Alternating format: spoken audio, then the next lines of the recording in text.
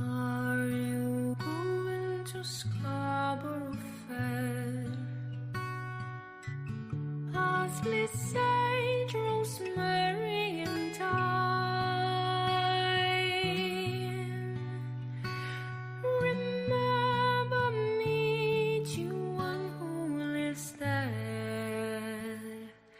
He once was a true love of mine.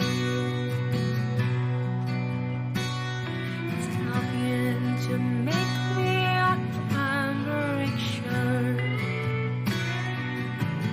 Parsley, sage, rosemary, and thyme.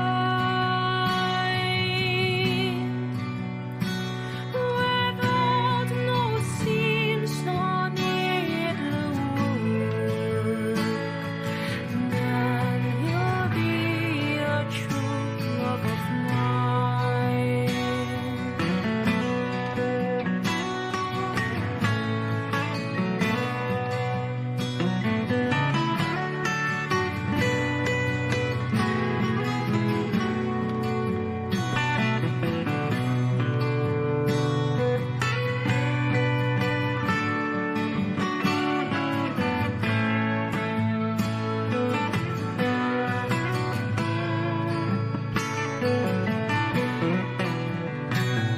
It's time to find me an acre of land.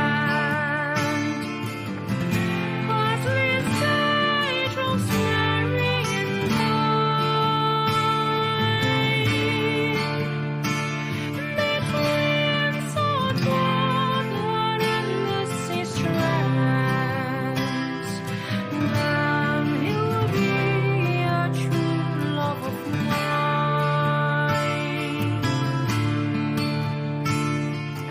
Are you going to Scarborough Fair? Parsley, sage, rosemary, and thyme. Remember me to one who lives there. He once was a true love of mine.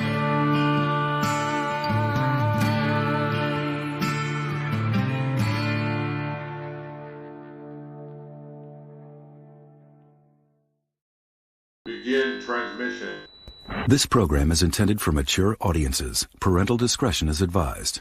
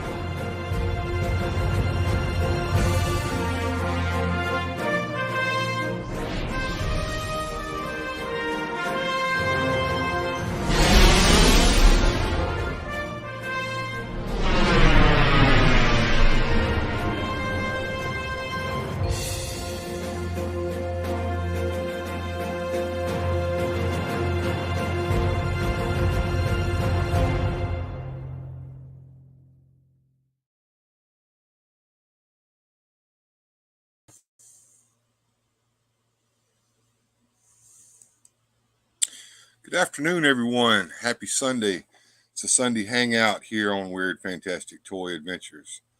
And I hope everyone's having a lovely Sunday. I want to shout out all of my supporters and Patreons who've helped me out here in the last few days. And I want to shout out to OBS.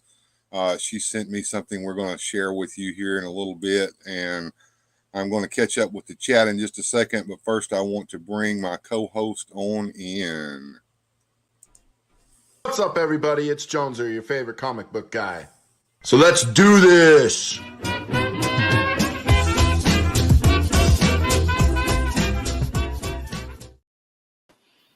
Hey, long time no see. Right. Lost your audio for a second there, Bill. Yeah, I'm having a few latency issues here with the old browser. I may have to stop the browser and restart it. I did a lot of jiggery pokery this morning, so you know how things do go. I do. Let's bring in our special guest today. Absolutely.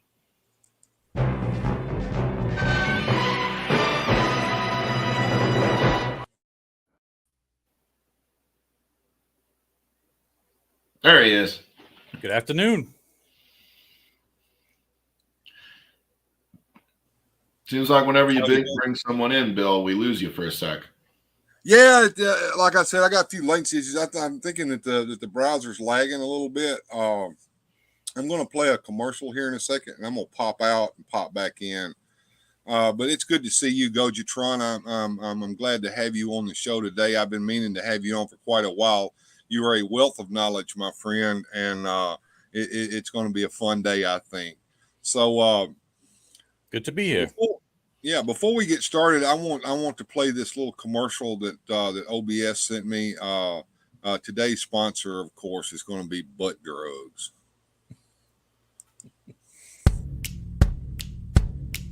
There's a cry across the heartland, a yearning for the days gone by. And in little old Corden, Indiana, they're happy and they'll tell you why. They got butt drugs, they love butt drugs, butt drugs, butt drugs. I love butt drugs. I recommend butt drugs for everybody. I can always count on butt drugs. When I think drugs, I think butt drugs. For all my health needs, I turn to butt drugs. You want hometown service and cheap hot coffee and liquor. Now that's the ticket. You can tell Walmart, CVS, and Walgreens exactly where to stick it. Butt drugs. We love butt drugs. Butt drugs won't let you down. Free parking in the rear. I love butt drugs. Oh my Lord. Butt drugs. Can always use a few good butt drugs. And it is catchy. It looks like Bill's needing a second here. I see him in the green room here, but there he is. Yeah, it took me a second to get it back started again. Hopefully that's going to solve some of these latency issues. Not much. I came in right at the end of the commercial, and I reheard the last part of the commercial as the commercial ended for you guys. So I'm still having some issues here on the computer. But let's hit the chat real quick because there's a lot of people talking, and it all got started quickly. Let's see if I can get all the way up to the top here. We got Figuratively Speaking, who showed up and said that he was going to a family reunion, and so he will be watching the replay. That's good. Manic Plastic is here. Our friend Michael Purvis says, "Hey guys," and of course here's our majestic one, Bjorn Jorgensen, saying Schmeblock, and of course Goji came in and said good afternoon to everyone. And Shaitan's Hammer is here. Good to see you, Shaitan. Boba Hicks is here, and he says hello to everyone. And, of course, Joneser did the same thing. World Made of Cardboard. Good to see you, John. Glad you showed up, man. And Axel06 is here. Good to see you, sir. Radical Mom in the house saying hello to Bill and Joneser and everyone. And Wilhelm Toy and Hobby. Good to see you, Will. And look out, it's Godzilla, Gojitron. I'm not crushing any cities today. Oh, well, that's good. Thank you. And Boba Hicks says butt drugs, not to be confused with butt plugs. Now, remember, the Sunday show is not as racy as the night show. Where do you find these ads, Bill? Well, that particular ad was given by my supporter OBS, and of course that made Wilhelm laugh. Brick Something's here. Good to see you, sir. Do they still sell? Do they sell Dickens cider there? Yeah. Real Dickens cider. There is a real Dickens cider. I think that was made as a result of the joke, but no, they don't sell it here. But I think you can buy it online. Payne's Toy Sample. Good to see you, sir. That ad was from Good Mythical Morning Crew, made of cardboard. Okay. And hey, look, figuratively speaking, still around, and he's applauding everyone. Okay, so that catches the chat up, I do believe. And take that comment off the screen. There we go. And I put it back up and hide.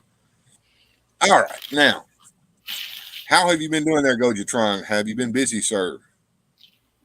I'm always busy. I got more ideas than time, Bill. That's my problem. I'm with you there. I can feel the pain, my friend. I can feel the pain. So I have a question. I know that you work on Sundays, and I don't know what your work schedules are like. How in the world do you find time to cut videos for your channel, and how often do you try to do so? Well, I work a rotating schedule, so I have days off, different days off each week. So I have one weekend off, one weekend on, things like that. I usually put aside one day a week when my wife is at work because I set up on the dining room table. I don't have a studio or anything fancy. I set up my little toy booth on the dining room table, shoot maybe 2 or 3 videos, and then spend whatever time I need to edit them each week. And do you try to put videos in advance on your channel so that they drop? I do. I like to be ahead a couple in case something happens and I can't shoot one, so I have something to go. Sounds like that you got a plan going on there. Unfortunately, I do try. I've always wanted to do that, but I never do, and I end up just doing what I think I told Jonah this. I don't plan anything. I just do shit. Mm-hmm. Yeah. Plus, my videos are pretty bare bone. I don't use anything fancy. No special effects. No special cameras or anything. I just shoot the thing, drop in some images, talk over it, and that's about it. I'm pretty basic. Look, it doesn't matter how basic you are as long as the information is there, and the information is what's most important, I do believe. Yeah, I try to make the information such that it makes up for any, lack of bells and whistles that I may have. And we have Mr. Eldor here. Hello there, chap, says Eldor. And we have Jesse Hughes, the Epic Badger, who has stopped in. Hi, folks. Looking forward to listening when I get home. Have a good Sunday. And Wilhelm said he liked that Bullet Man video, Gojitron. Thank you, Will. Shaitan's hammer is. Just want to shout out quick that Will has started doing a regular show on Sunday over in his channel. So at 3:15 p.m., if you guys want to head over to Wilhelm Toy and Hobby, it's called the 1/8 Team, a term that was coined by our lovely and talented Grindhead Jim. And Will's going to give us all the 1/18th figure scale news for the week. And Will is our 1/18th scale man. When I was doing the scale show the other Sunday, I had Will on the show with me as a 1/18th scale expert. Shaitan's Hammer says, considering buying the Legacy Galvatron currently discounted on Amazon, it would be the first Transformer I bought in 3 years. How big is that thing, Gojitron? I think that's a leader class. I don't have it personally, but it's one of the bigger ones. And we'll put the link up there for everyone.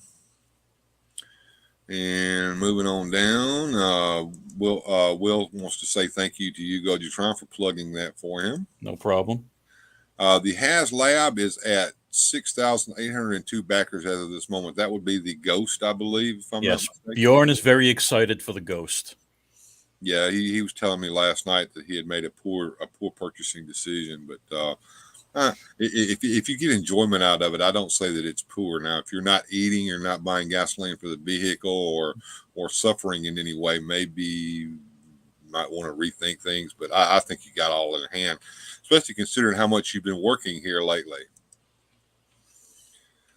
And Shaitan says that he loved Goji-chan's Usagi Yojimbo review. I wish I could find it. I guess he's looking for the toy. Yeah, that was one of those Target exclusive NECA figures. I had to order that online. Here we go. And Bjorn busy there doing his job. Thank you, Bjorn. I appreciate you, sir. And you have some things that you wanted to show off, some recent acquisitions that you got there. Goji, I'm going to give you the bigger screen here so that All right, you can. let's go over to the toy cam.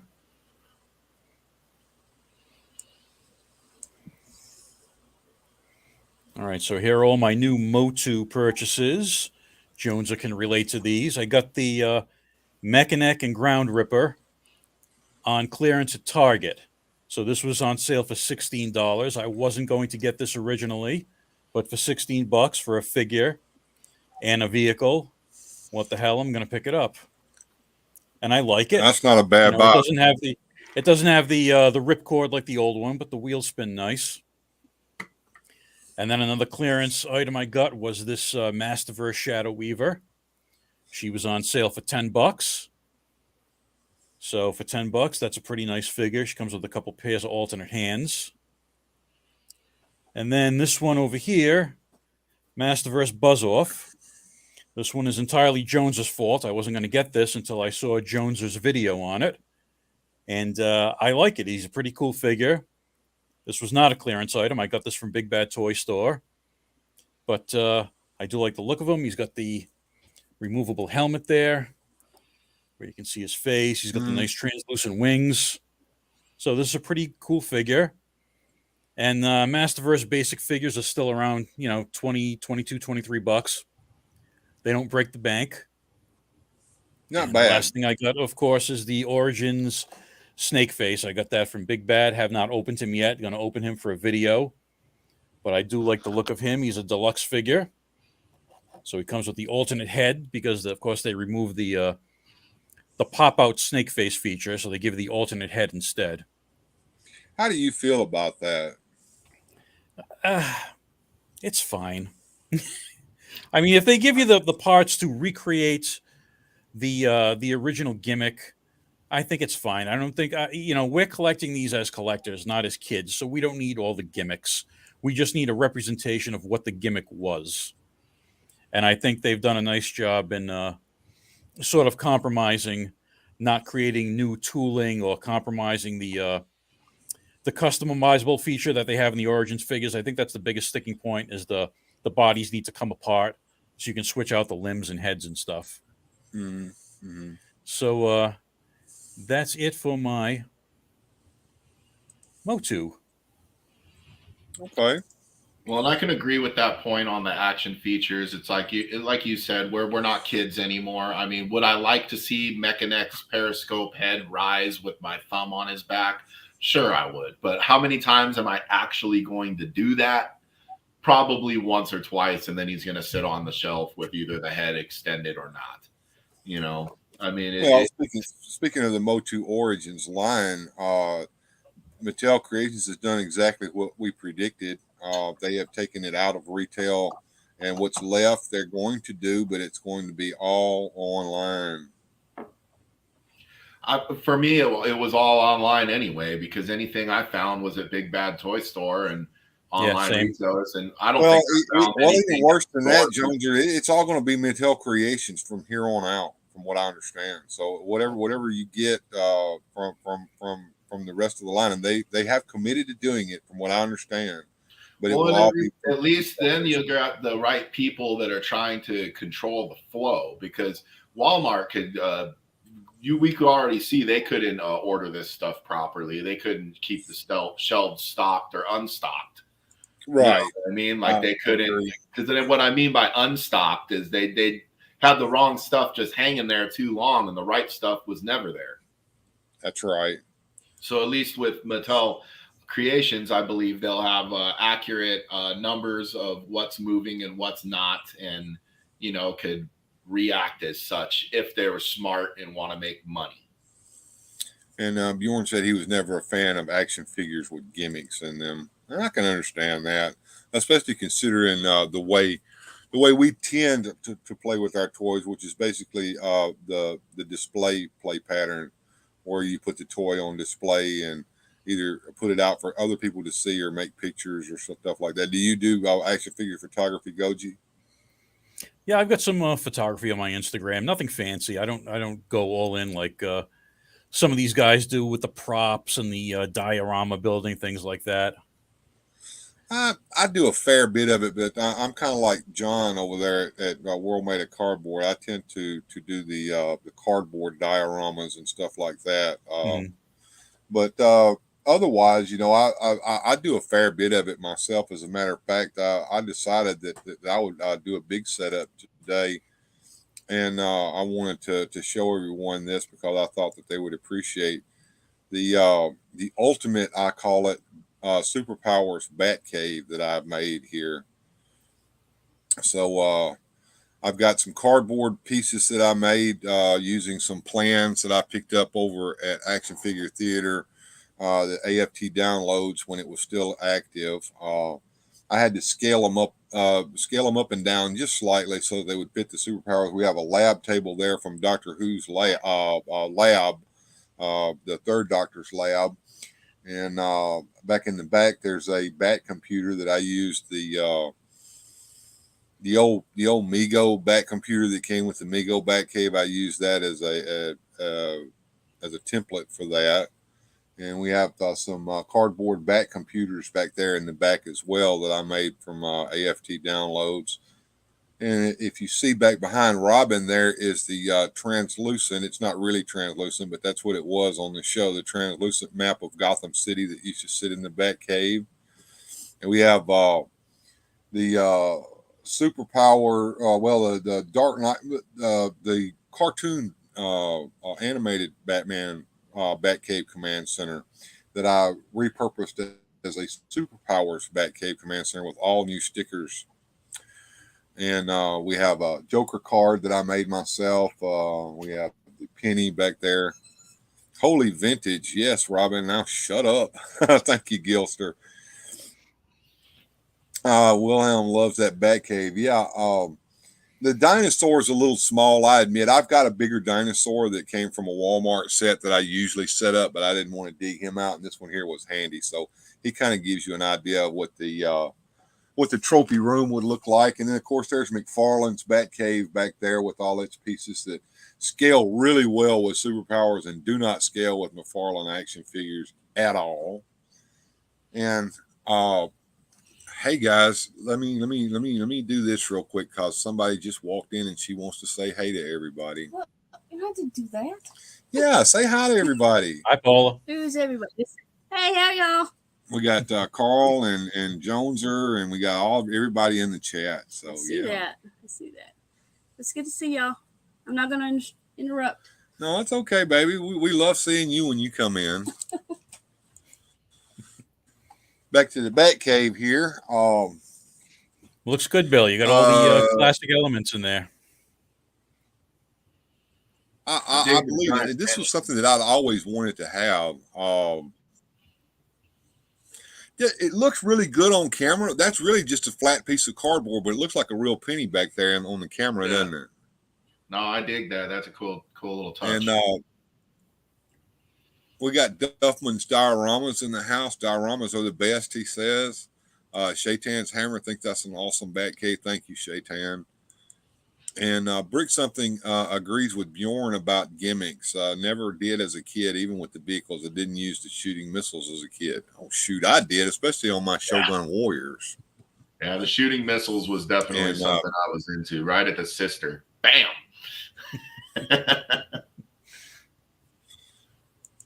Yeah, very majestic, says Bjorn. And Wilhelm is saying hi to Paula.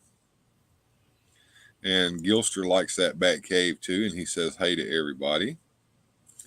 And Wilhelm is reminding us to hit the like button, folks. Yeah, do that. And Sue Studio putting a dig in. Did you see Beauty and the Beast? Yeah, you saw Beauty, and then you see the old Beast right here. So there you go. And moving on down, Brick says he preferred the Nerf guns for that kind of play. Sure, no, much more fun. So I thought everybody would get a kick out of seeing that. I set that up. I don't know how long it's going to be set up here. Probably going to have to take the whole thing down so I can take what I put in Paula's section of the room back in here. But I just couldn't help myself. I've been wanting to put this setup up for a while because, that McFarlane Batcave setup back there in the back was something that I've been waiting all of my life to have, and it was just serendipity that the thing was a superpower scale because I just put icing on the cake. And it does look 3D back there on the camera, doesn't it? It's kind of neat how it gives you the fooling of the eye there. I think anybody that collects Batman figures wants a good Batcave. You can't have Batman without the Batcave. That's right, and mixing and matching pieces like this is just something that I've always wanted to do. I don't know. Some people are purists and they're like, well, you can't have the 66 Batcave and the superpowers. I think that any superpowers Batcave that they actually would have made would have been a combination of what we had seen in cartoons and on Adam West show anyway. So sure. This is just about as close as you're ever going to get to a true superpowers Batcave, I think. Well, and you gotta love I'm sorry. Oh yeah, it would definitely have been a mixture of elements. I mean, Batman's had so many incarnations over the years; it's very easy to just pick what you like and put it all together and make your own version of what you think the Batcave should be. It's been so many things over the years. There's not one definitive Batcave. As long as all the elements are there, the turntable for the Batmobile, the computer, and then the trophies. You can build everything else around that. The studio, the Batmobile was in there. You just couldn't see it. Yeah, as a matter of fact, I'm going to pull it up real quick once again because I just turned the cam off. But there you go. If you look back there behind the computers in the front and the tables, there is a Batmobile back there, and you can't see it on the camera. But with the McFarlane Batcave, there was a cardboard round turntable. It was supposed to be the turntable, so when the Batmobile comes in, it kind of wheels around and turns it back around so that it can go back out. So it's there. And so, yeah, the Batmobile should be in the Batcave, and it is. So there you can see it back there in the back. I'll get it up on a little bigger so you can see it better on your screen there. There it is. You see that Batmobile back there? It's behind the Bat coffee machine. That's right. This mix and match Batcave that you've created is excellent. Thank you, Brick Something. And he says, boo to the purists. And Bjorn says, having Batman without the Batcave is like having Superman without the Justice Jogger. Justice Jogger, shout out. I should have read that comment before I throw it up on the screen. Boo, Bjorn. Universal Toy Collector is here. Hey, gents, how are you all? Well, I'm doing fine, better than I should be. So I'm going to say that. And I didn't see it before, says Sue Studio. Yeah, it's back there. All right. Let me see if I can get us back where we were. There we go. And I'll go back over here and put me back on the screen. So what do you think, guys? It's very cool. Very, very cool diorama. Everybody likes a good superhero lair. We got the Batcave or, Superman infamously with the Fortress of Solitude or, He-Man with Castle Grayskull, Skeletor with Snake Mountain. The good superhero lair is always a good fun playtime or display, depending on your taste. Speaking of dioramas, displays, play sets, what have you, I know that you're an avid toy collector there, and you're also very picky about what you collect there, Gojitron. Do you have any play sets in your collection? Let's see, Castle Grayskull, and I've got a Planet of the Apes playset that Super 7 made. It's not really a playset; it's more of a diorama. It's the Forbidden Zone. It's got kind of looks like the old Star Wars Jawa playset with sort of the sand base, and it's got the cardboard Statue of Liberty in the background. I've got some stuff for Star Wars, Jabba's Palace, I've got an Endor bunker right back behind me over here. I've got a Hoth playset that's down below me over here. So yeah, playsets are good. You can't have action figures without playsets and vehicles.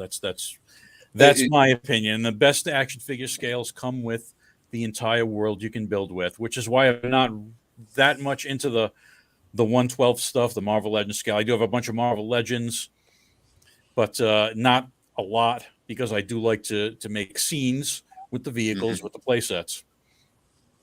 Which is why I was disappointed that they canceled the Marvel Legends Retro line. I was hoping they'd make some playsets for that, because I've always wanted a nice Avengers Mansion playset or a Baxter building, and you don't get those that often, if at all. And that scale would have been the perfect one to do that in. But of course, now it's resting. Right. I'm a huge Fantastic Four guy. You really got my antenna up with the Baxter building. That's a playset I never considered, and mostly because I never thought there was no way in heck they'd ever make one. But now that you say that, it's like, man, that could be really cool. You know? Even it's just, the top few floors. You have Reed's lab, you have the workout room for Ben, you have a little portal that goes to the negative zone, and, simple things like that. That was the first thing I thought of, was a little negative zone portal. Yeah. That has to be there. But back in the 70s, there was a cardboard playset called Marvel Worlds, just entirely made of cardboard, and World Made of Cardboard knows what I'm talking about. It was the entire Marvel universe in a big cardboard diorama you'd put together. It had the Daily Bugle, Sanctum Sanctorum, the Baxter Building, Avengers Mansion, and it was double-sided. So you had the facades on the front, and you turned it around, and you had little interiors, and you had little tiny paper doll versions of all the Marvel superheroes. And it was really cool. And in that playset, they had a little cardboard portal to the negative zone where you could break out the wall and have them come to the other side. And it was, one of the best playsets I ever owned, made entirely of cardboard. What happened to it? Oh, it's long gone. I don't know if it got played with. That was around 1978. That got played with. It did not. Speaking of cardboard playsets, I've often wanted to ask you this, because I think you do have one. Do you have the greatest playset ever made by mankind? Godzilla versus Tricephalon Monster? That's it right there. You knew it. I had it. As a child or as a child? Yeah, as a child I had it. Okay.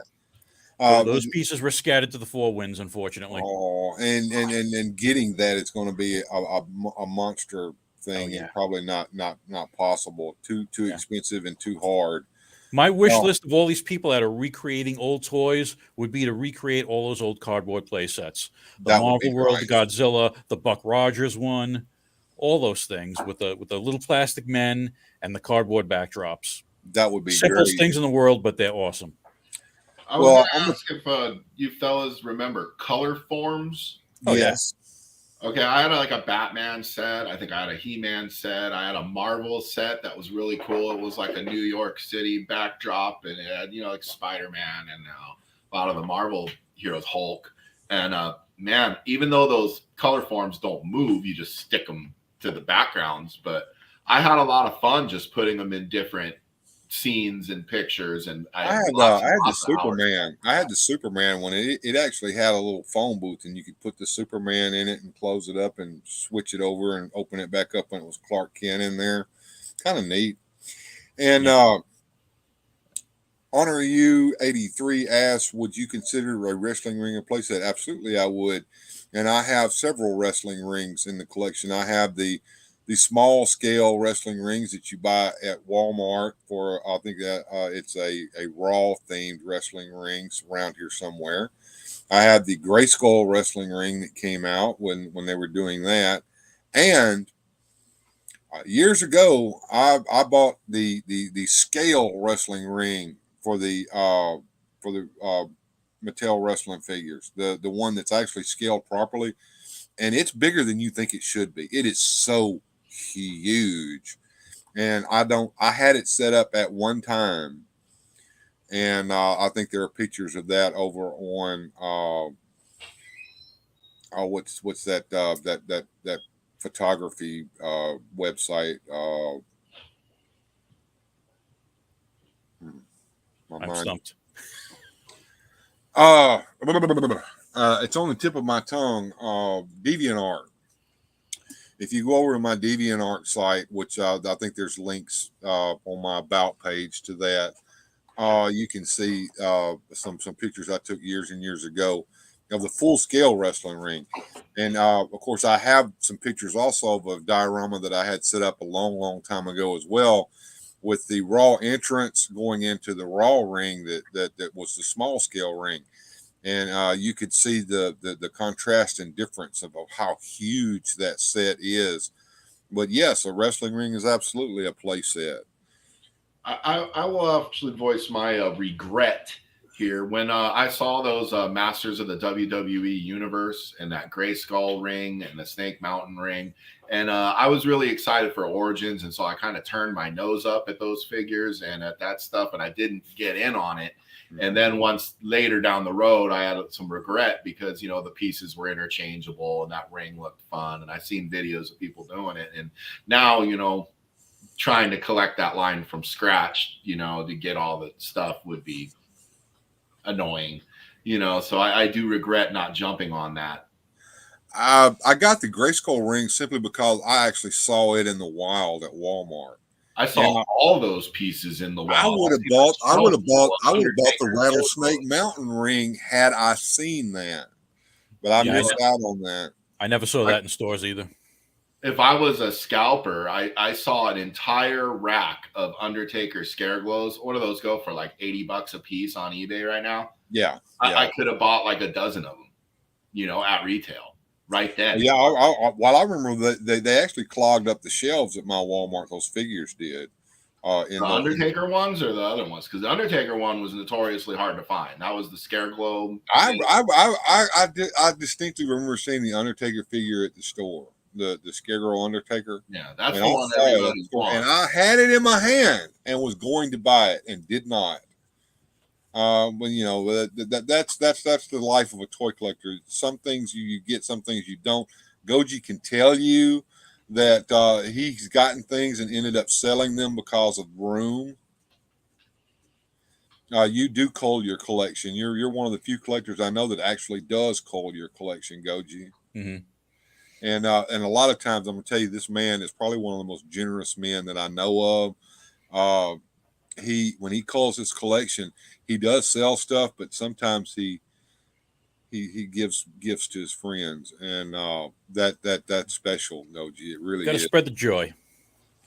And Shaitan's Hammer wants to know about the LJN rubber wrestling figures in the ring. And yes, you were correct, Shaitan. There was such a thing. Do you remember that, Goji?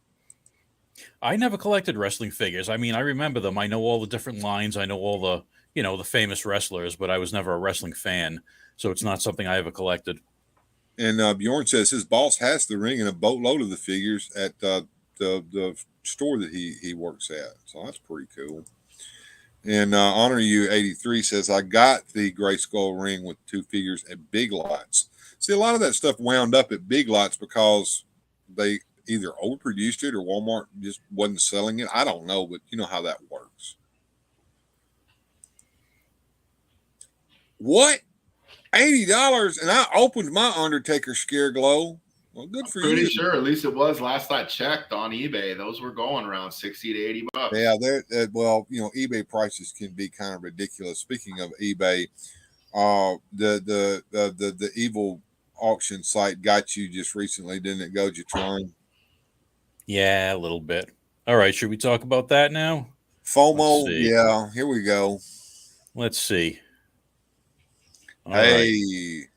So now, this one I did get off eBay because, honestly, I didn't want to hunt for it. And I found it at a reasonable markup, and I had some spendable funds in my eBay account. So here he is, the Walmart exclusive, who the hell knows why, Black Manta. And he does look really good, actually. That is an awesome looking figure. Yeah, it really is. I'm almost tempted to run over there to the Evil Bay and get me one. Yeah, I haven't seen him in stores yet. I mean, he may end up peg warming. Who knows? These exclusives are such a more than likely FOMO is the real thing. Yeah, and this one I did not order on eBay. This was a pre-order. It came in from Amazon. This is the new Batmobile, and That's sharp. I really like how it looks. My Detective Batman is en route, so once I get him, he'll be sitting in here with Robin. Mm-hmm. But for now, I have the Hush Batman in here. And so this has got 2 action features. It's got the front battering ram. Press on the symbol. Nice. And the ram comes out. Okay. And then in the back here, it's got some turbines that flip out. If you lift this part, oh nice. The Okay. rocket turbines come out. But no villain capture claw. No villain capture claw, no. Oh. But is that part of the original? Because I don't have the original. Yes, it is. Yeah. I'll show that off for a minute. Well, actually, I actually have a video of me repairing my Batmobile, and you can see the stuff. Well, like if that. the original's got the capture claw, then it's good that Todd went with some different action features for this new one, so to not be redundant. So yeah, those are my superpowers pickups. And Honor You says he saw the Black Manta on shelf and passed on it. Man, I want that. That's a hot one to get. Yes, That's a hot ticket. And Shaitan said he wanted that Undertaker Scareglow. Too bad he's too costly. Yeah. And Bjorn says he's in the process of culling his collection. Yes. He's got to pay for that ghost. Am I to understand that culling means selling things off, dialing back, making room? That's exactly what that means. I don't know how to do that. I just buy another shelf. Yeah, well, I if you look directly behind me, back over here, you will see stacks and stacks of boxes and shit. This is what happens when you don't call your collection, people. Hey, overflow. Yeah. Sir Clifton says he's excited to do a show on his superpowers. He was lucky enough to get a bundle on the McFarlane website. And Shaitan's hammer mumbling under his breath. Yeah, I do too. I understand that. Last Undertaker Scareglow sold for $70. See, I said between 60 and 80. That's about right on the money. Mm-hmm.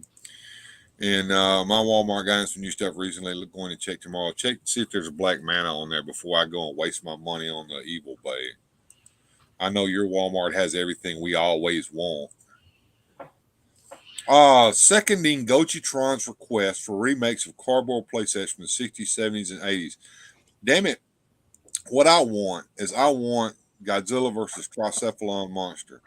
I don't know if I ever told you this story, Carl, but Fred's Dollar Store was the dollar store here in the Mid-South, based out of Memphis. They were everywhere. They're gone now, but there was a toy section in my Fred's Dollar Store that had all kinds of cool stuff, G.I. Joe, He-Man, and there was a Godzilla versus the Tricephalon Monster sitting on the top shelf in there, and I had my beady little eyes on that for a long time, and I wanted that thing really, really bad and didn't have enough money to get it. And I would go to Fred's Dollar Store and drool over it. And I finally had enough money to get it, right? And I go to get it. It's gone. That's how it works. The guy that lived across the street from me's mom bought it for him. And so I would go over there and we would play with Godzilla versus the Tricephalon Monster over there. But I pined for that play set and pined for it all the way into my adult years. And when I started back into collecting again after my daughter was grown and out of my house, I went to the Evil Bay to see how much it would cost. Disappointment once again. Yeah, a lot of time you got to buy it in pieces, and that's expensive. Yeah, because how many of those play sets stayed intact over the years with all the not small, very many. the Not very army many. men, the vehicles, the cardboard? Well, if you actually were a kid and you played with it, you probably destroyed it before it was all over with. I mean, what happened to yours, Gojitron? Yeah, I'm sure the cardboard got all bent up and smashed, and the little soldiers, got lost in the vacuum here and there. Mm-hmm. But even just the Godzilla piece and the Tricephalon Monster, which is basically King Ghidorah, but not King Ghidorah because they knew what they were doing to keep from having to pay Toho some money. Mm-hmm. But even those pieces go for premium prices. Yep. Sure do. And Universal Toy Collector says he would definitely be up for a Palatoy Death Star. The Palatoy Death Star was neat. Have you seen that before? Oh yeah. Mm-hmm. That is an absolute gem of a piece. There was used to be a guy on Facebook that did cardboard dioramas, and he had printouts, and I think he had all the printouts for the Palatoy Death Star so that you could kind of try to remake it with your own cardboard and printouts. My Walmart has all the cool stuff that you people like. It does. Daniel Carhoonan, hey, world traveling man, says saving money for something that is already gone is the classic tale for too many collectors. Yeah, it's a sad tale. Big shout out to the talented Gojitron. He designed my logo. Interesting. I was wondering about that. Did you design your own logo and you design logos for others there, Goji? Yes. Are you a I'm not a professional. Okay. No, I'm an amateur artist. Art has always been something that interested me. I do a lot of drawings. I have a store up on Redbubble where a lot of my designs you can buy on stickers, and you can buy my logo on T-shirts and mugs and things like that. I haven't advertised it all that much, but it's there. Throw that up for us if you would there, Goji, so folks can go and buy some swag from Gojitron. I'm looking for a picture of this Godzilla toy you guys are talking about because I have no idea what it is. Oh, Godzilla versus Tricephalon monster. Be careful there. You might fall into a rabbit hole. That is probably, like I said, Gojitron, I agree, is the greatest playset that ever created by man.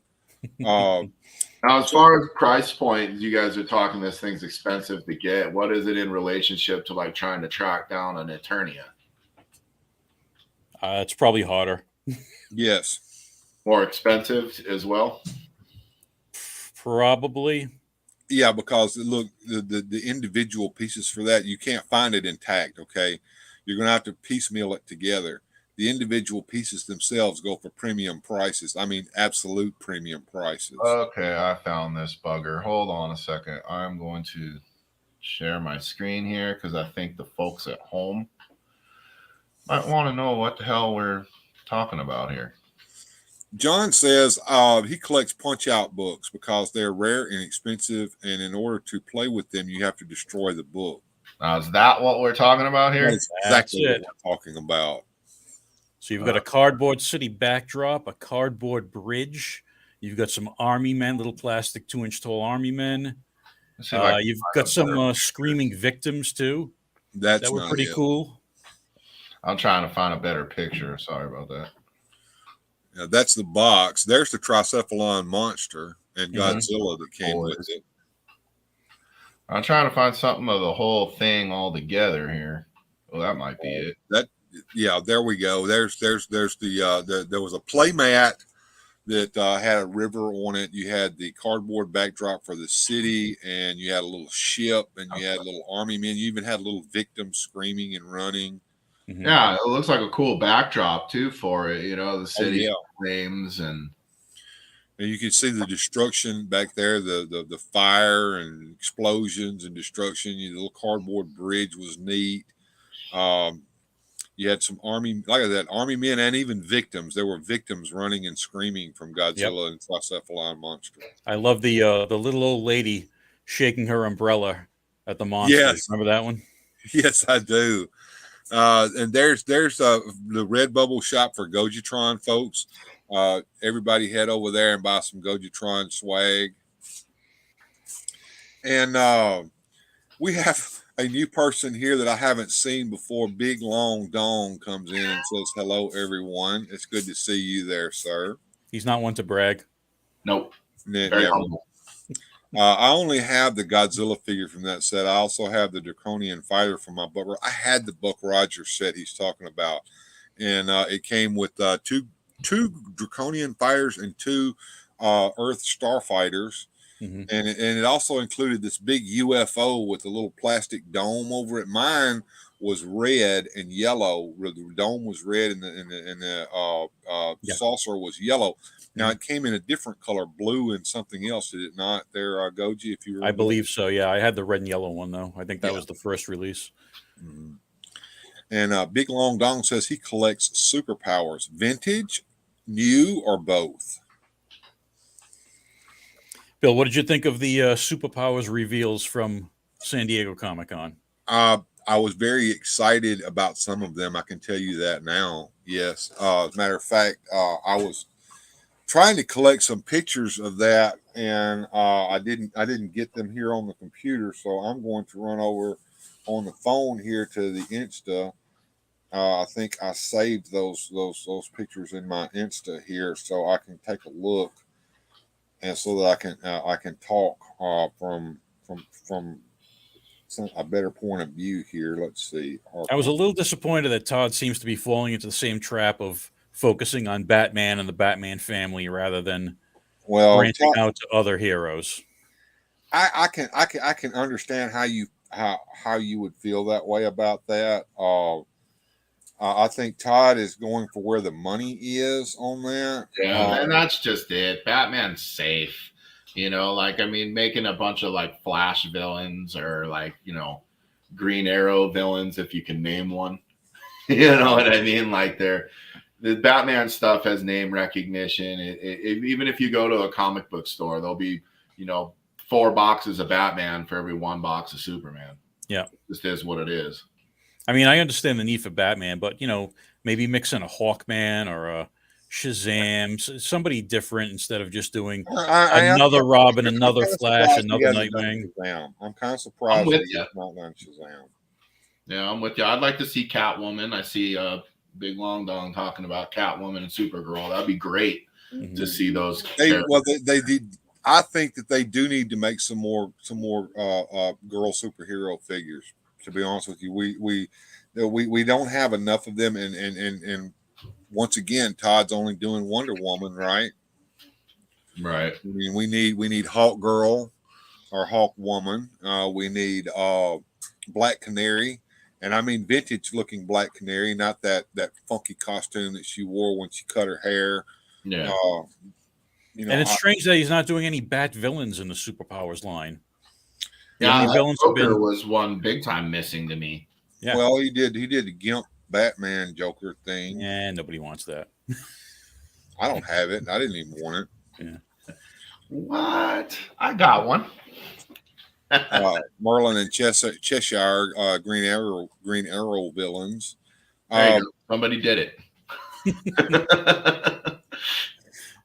You go over here, Toy Habits. Jonesy, you said you were on the fence about those X-Men 97 figures, I think. Is that something you're thinking about? It's going to get my money. I don't want to because I know it's just another thing I'll have to collect and try to obsess over and track down. I'm already got enough work with Origins, and the classic Teenage Mutant Ninja Turtles are pissing me off, if I'm being honest. They're just hard to find. Yeah. Even on the because at least with Origins you could get ahead of a pre-order on Big Bad and you could be on it. These are even hard to find online even. Mm-hmm. Yep. And I'm going to throw this up on the screen courtesy of Toy Habits website. I want to shout them out. Bjorn, if you would put a link up to the Toy Habits website for everybody. They also have a YouTube channel. I'm sure everybody knows who they are. These are the reveals from San Diego Comic-Con so that everybody knows what we're talking about. We have a new Robin figure that I don't know why they're doing Robin all over again because they're already doing a Robin figure. But he's a little darker colored, I guess, of Goji. We have the Dark Knight Batman, which is basically like the Estrella Batman from the old days. We have a what is that? The new 52 Superman there, which I don't care crap about. The no underwear version. Yes, no underwear Superman. Real superheroes wear underpants. That's all. Now I'm very excited about this Bronze Age Nightwing. I wish he would have released that one before the modern one. Yeah, I prefer that one. Yeah, I would have foregone the modern one and bought this one and not wasted my money. And then of course there's the Reverse Flash figure that we were teased about last year and thought was going to be in this past wave, and it wasn't. And there's the dark Flash, and there is I guess that's the Batman from Flashpoint Batman. So I'll tell you what I'm excited about and what I probably want to buy. I want to buy. I complained a minute ago about the repaint Robin here. I'm going to get the repaint Robin. Sorry, folks, I'm that way. I'm going to get the Estrella Batman. I want to get that vintage costume Nightwing. I want to get Reverse Flash, and I want that Whirly Bat really, really bad. Yeah, I don't know if I'm going to get all these variants, to be honest with you. I was really excited about this line when it first came out, and I'd have to say my excitement is kind of waned with all the variants of the same figure over and over again. You know, yeah, quite honestly, I feel the same way. My tolerance for that in Origins has kind of met its limit too. Like, I'm kind of sick of all the repaints. You know, I'm not buying the same figure 100 times. Right. The wifey there agrees with you guys. So moving the picture around a little bit. Can y'all see the picture moving around here? Yes. Yep. All right, so we got the Whirly Bat here, which is if you never got a vintage Batcopter, this is kind of sort of maybe a replacement for that or something similar. And of course, it's in the classic Superpowers color with the orange windshield on it.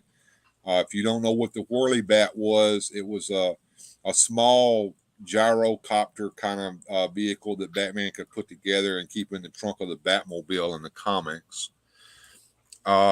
Here you have the Dark Flash, which is basically the Flash figure that we've already got with a darker color scheme to him. One of you guys tell me who Dark Flash is. Help us all out there.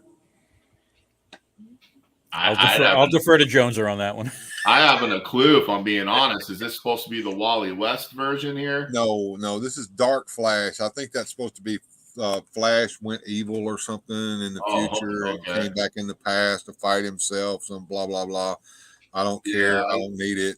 I have no idea. I thought it was more looking like the Wally West aesthetic costume, whereas the other one had more of the Barry Allen look. Yeah, I don't know. That was my take on it. I guess I didn't see if it had like red eyes or if it was.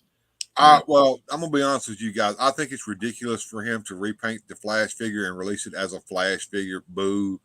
The Reverse Flash is a needed figure that we've wanted for a long time. That a lot of customizers have already made with their Superpowers figures to begin with. So yeah, that was needed. And I understand the need to save money and reuse the tooling 100,000 times, but it's like, wouldn't we have done better with a Captain Cold there? Absolutely. You know, I mean, that would have been cool. Or I'm on the fence here with this Robin. Why? I mean, we're getting a Robin. Why do we need a second Robin? What is the purpose of this Robin, Gojitron? I have no idea. Todd likes Robin. He likes Batman. Some kind of and like Jones just said, Batman characters sell. They do. That's the only one not peg warming at the Walmart right now is the Batman. That's the ones. It's the one sold out everywhere. But then he releases this, which if you didn't get the first one, you can get this one, and nobody will know the difference except you. Right. Because I mean, you see everybody else, and they're all peg warming deep, but Batman's nowhere to be found. You can get his plane and all that, but you can't find him. Yeah, and Superman over there. I'm gonna pass on that Superman. I don't need that Superman nor want him. But I not Bizarro if you're gonna reuse the body. Exactly. Thank you. That makes sense. And of course you can reuse all the buck for Bizarro. All you gotta do is make a new head for him. Right. Same thing with the John Stewart. Make a new head. You can make Hal Jordan. You can make Kyle Rayner. You can make Guy Gardner. Yeah, you could do. I would like to see a Guy Gardner. I would like to see a Guy Gardner figure in the outfit that he wore when he was in the Justice League when it came back post Crisis, the Goofy Justice League. Yeah, I mean, even if you really get going, you could get a Toma Ray, and put a different head on it. Yeah, I mean, you could reuse the same book that they used for John Stewart for all the Green Lanterns. All you got to do is make a different head for each one of them. Tomar Ray being a good example of that. Right, and you get a lot of play out of that, or Sinestro even, Yeah, well, they need to make a Sinestro figure, and the Sinestro figure needs to look like he did Classic. I mean, with the kind of the pinky purple and blue, dark blue costume like he wore in the cartoon show. And the Estrella Batman. Tell me what your thoughts are on that. It's Todd trying to say, okay, I know you guys all want this, so I'm going to give it to you. Yeah, I mean, his Batman '89 stuff is selling like hotcakes, so why not put the Superpowers figure with that same aesthetic in the line? I mean, I'm going to get it. I am too. He's got me with it. That's the only repaint that I agree with, besides the classic looking Nightwing there, which his head's covered up. But there you go, folks. So that's what we're talking about. I want to see Riddler. I want to see Penguin. I want to see some of those classic figures because I don't have them. That's all. This is me personally. I don't have a classic Riddler or Penguin in my Superpowers collection, so I would buy the new ones in a second. I'd like to see a lot of these classic characters from the original line. Where's Lex Luthor? How do you have Superman without Lex Luthor? Mm-hmm. Exactly. And then even some New Gods minions for Darkseid to order around because Darkseid's got no troops. He's just by himself. Right. Let's catch up with the chat real quick, guys, because they've been really going at it here. How about a Shazam? Says Gilster. Absolutely, man. Absolutely. That Robin looks like the Nightfall design minus the yellow under the cape. Look, the Todd saving money. He released one Robin with a yellow cape, and then the other Robin he's released with the black cape. So everybody's got to go over to the Cape Master and buy replacement capes for their Robins. I know. You got to do it anyways. They're still poking the hole in them, aren't they? Yeah, well, I don't know about that. Maybe he listened. I haven't seen a new cape design yet to tell you the answer to that, but I will soon. And thank you, Bjorn, for putting the Toy Habits website up there. That's where I found that picture. They have a full blog post about this, and they're also a YouTube channel as well. I don't know if they're releasing YouTube videos as often as they used to. I think he kind of stopped for a little while to focus mainly on his blog. Did he not? He's pretty on it when they have any news coming out. And Jesse says howdy to the super crew. Howdy there. And Thanos Copter has come in to join us. Hey, Thanos. I think he's already been in, but I'm shouting him out now. He should buy that whirly bird, paint it yellow, and stick his Thanos action figure in there. That would be cool. Didn't Hot Wheels make a Thanos copter? I have no idea. Did they really? Yeah, they did. What a silly thing to be real. I was upset that Thanos. Yes. Thank you, Goji. Thank you. I was upset that the Thanos copter didn't make a Easter egg appearance in the movie. It should have. It was in the Loki television show. Was it really? Yeah, it was a little Easter egg in that limbo area where all the whatever they call them. There's a Thanos copter there. I've got to go watch that there now.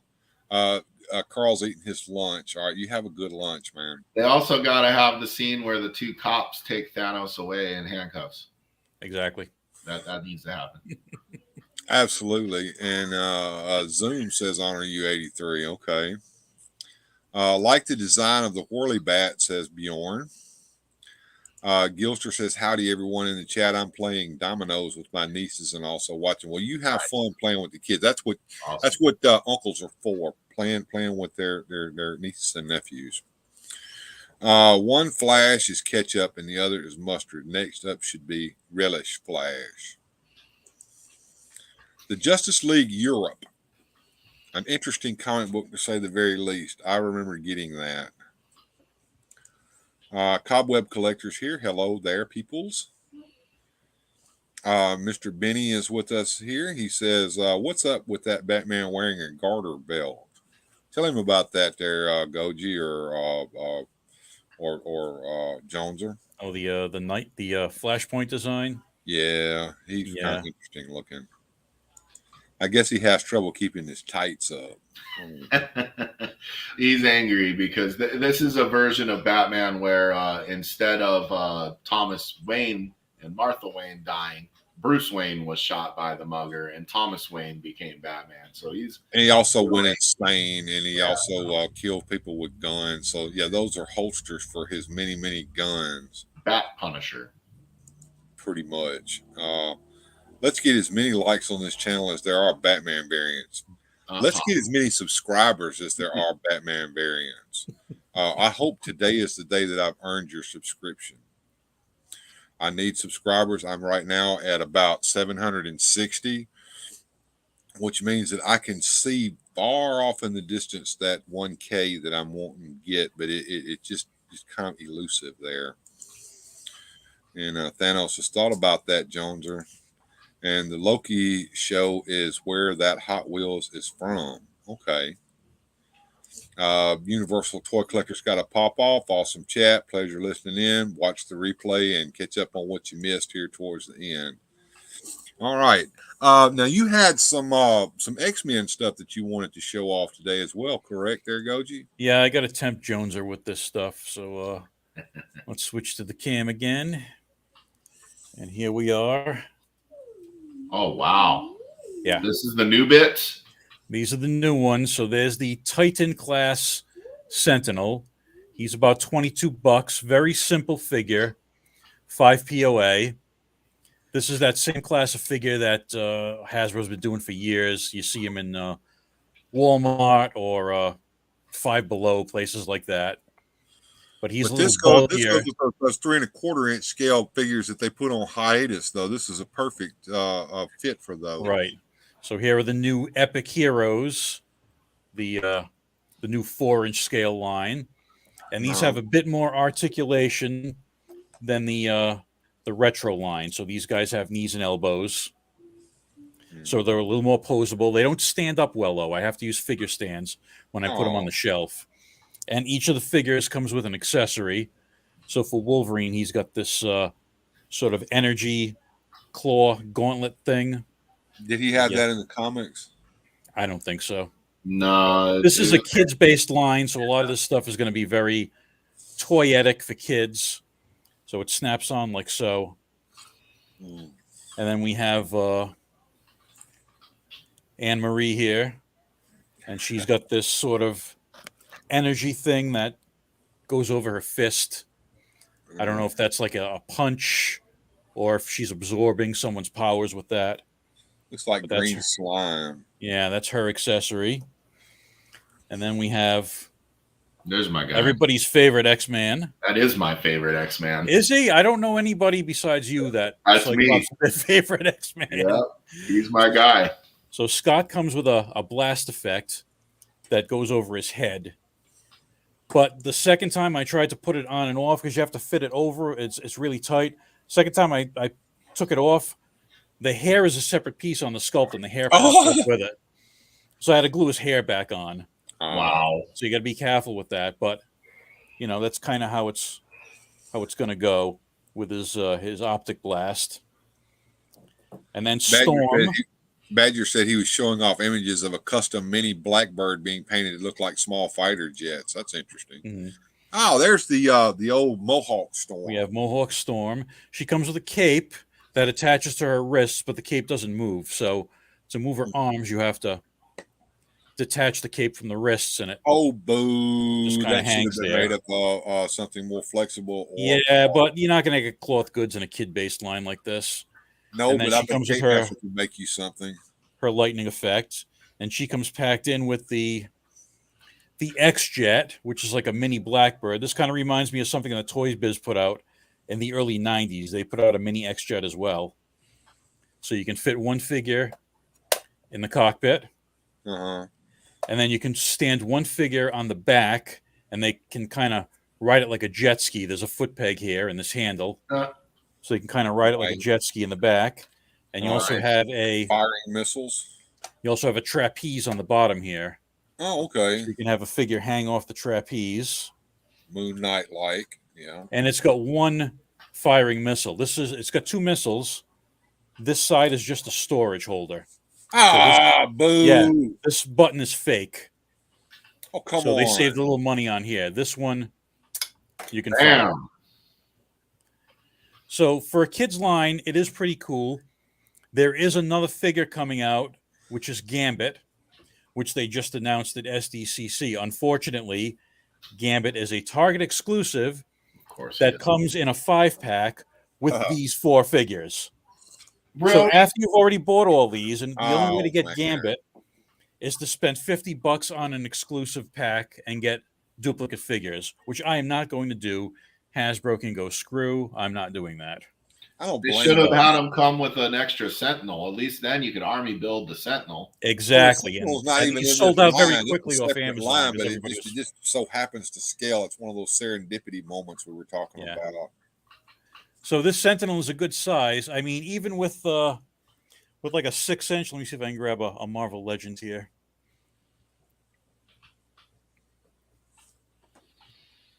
And while he's doing that, War Made of Cardboard says Cyclops has a toupee. And Here's how he scales with a Marvel Legend figure. There we go. That's not terrible. Yeah. So if These you are want a the cheap costumes. army of Sentinels, these are, like I said, these are $22 on Amazon. Big Bad's charging a little more. They're charging $25 for that Big Bad markup. But they should be widely available if you want to army build those. So Yeah, you got to have more than one. that's it for the X-Men. And Epic Badger says he's betting that Gambit will show up later with a vehicle or something. Well, one can only hope. Mm-hmm. Or why wouldn't they have them with Jubilee and Beast and Jean Grey and like have them with other people that you need? I don't understand why to have them come out with people you already got. Because they know that there is a section of this world that will buy all of those figures all over again just to get that one figure. Well, sure, or to keep it in box, And we save money on tooling and we get rid of all the extra figures that we made and blah, blah, blah. We know how it all works. Yeah, it's just that, I don't know. As a fan, you feel kicked in the teeth. And Bjorn says that since he hasn't gotten the figures yet, he'll just get the multi-pack. Right. If you didn't jump on the figures right away like I did or like Wilhelm did, then you're all set. You can just wait and try to get the 5-pack. But again, the 5-pack is a Target exclusive. Well, So- the knees weren't broken on the Sentinel. They had no ratchets in them, so it wouldn't stand up under its own weight. And we don't have to worry about that with that one because he has no knee joints. Could you imagine spending all that money on that huge Sentinel figure only to get it and find that it cannot even stand under its own weight? I wouldn't be happy. No. That's why I don't back those big, pricey, expensive things. You don't know what you're going to get, but Brian Head Jim had a whole show about buying that helicopter, the Wild Bill helicopter, the Dragonfly, I guess it was called. So if you want to see a really good show on economy and how these crowdfunding projects work with the tiers and everything and why the cost is the way it is, go over to Brushstroke's channel. Brushstroke put up a video here recently where he really broke that down, including spreadsheets and everything. And he put an analogy in there of houses and a company selling houses to show you the economy of those tiers and how it works and how the toy company really isn't screwing anybody, but they're just keeping the profit margin where it needs to be for them to make money. So if you want to see how that works, check out Brushstroke. He's got it going on over there.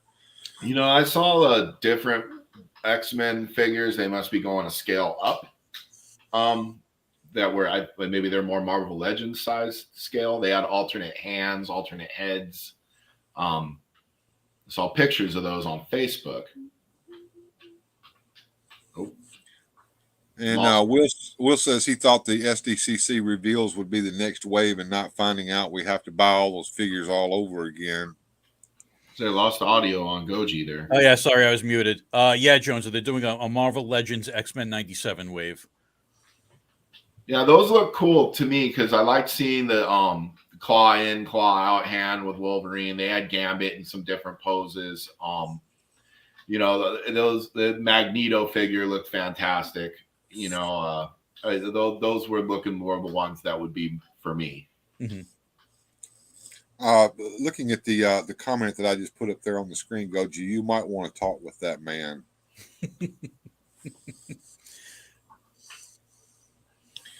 They are doing Marvel Legends of the 97 X-Men, which they're also doing what is it? A cartoon show on Disney Plus that's supposed to continue that old series. Yep.